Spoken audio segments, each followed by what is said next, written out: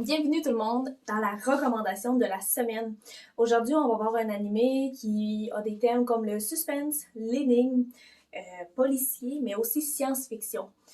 Pour donner des exemples d'animés qui ressemblent à celui que j'ai choisi, il y a Monster, Ergo Proxy, Death Note et Code Geass, tous des animés qui ressemblent beaucoup à celui que j'ai choisi.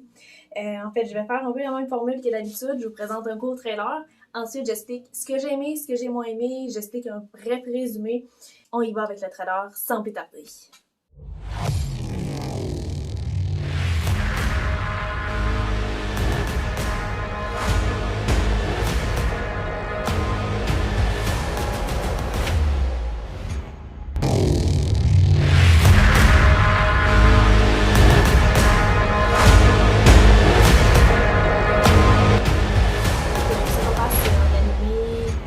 Qui a lieu au Japon au 22e siècle. Dans l'anime, en fait, tout ce qui est justice et son application a changé. C'est une intelligence artificielle qui s'appelle Sibyl qui détermine, en fait, si les citoyens sont des bons citoyens ou des mauvais citoyens à l'aide d'un indicateur de menace qui s'appelle le Psycho-Pass. Donc, les enquêteurs, les policiers peuvent se promener dans la rue, ils te scannent carrément.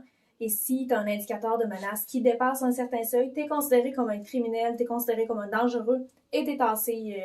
En fait, tu es mis de côté, tu peux aller en prison ou tu peux même être exécuté sur place si ton indicateur est trop élevé. Donc, l'histoire commence là-dessus. En fait, on voit Akane Tsukimori qui débute comme enquêtrice. Puis, elle rejoint une équipe qui est composée, en fait, d'enquêteurs qui sont des criminels latents. Donc, il y a des gens qui ont un psychopathe, un indicateur de menace qui est un petit peu trop élevé, mais qui peuvent quand même fonctionner s'ils sont supervisés, donc ils n'ont pas de droit. Donc, Akane rejoint cette équipe-là d'enquêteurs. Et son rôle à elle, c'est de faire régner en fait, la sécurité, c'est de s'assurer que tout fonctionne bien en ville. Et elle a le droit, en fait, d'appliquer toutes les lois reliées au système civil. Donc, si tu es une menace, tu peux être éliminé sur le champ. Et elle croit à ce système-là à 100%. Elle se donne corps et âme pour s'assurer que ça fonctionne. Par contre, quand elle rejoint l'équipe d'enquêteurs, elle commence à se poser des questions. Est-ce que les gens avec qui elle travaille lui semblent être des bonnes personnes malgré tout? Donc, elle se demande est-ce que c'est normal, qu'ils n'ont pas de droit et qu'ils ne peuvent rien faire? Mais ce qui la fait douter surtout, c'est quand elle rencontre le vilain principal là, qui s'appelle Makishima Shogo.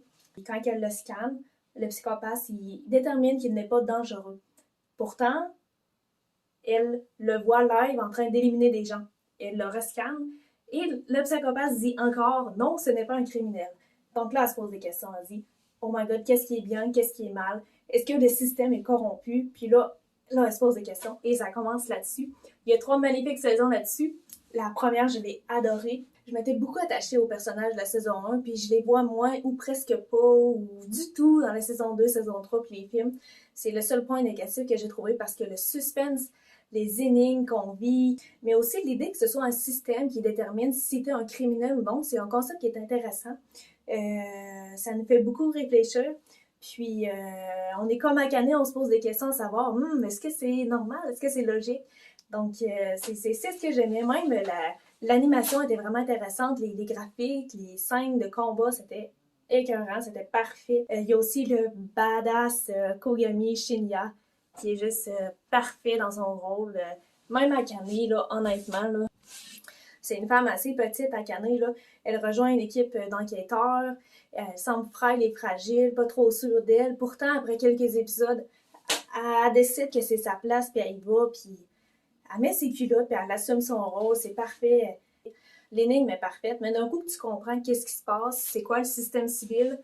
On dirait que tu as moins envie de l'écouter parce que tu connais quasiment déjà tous les secrets.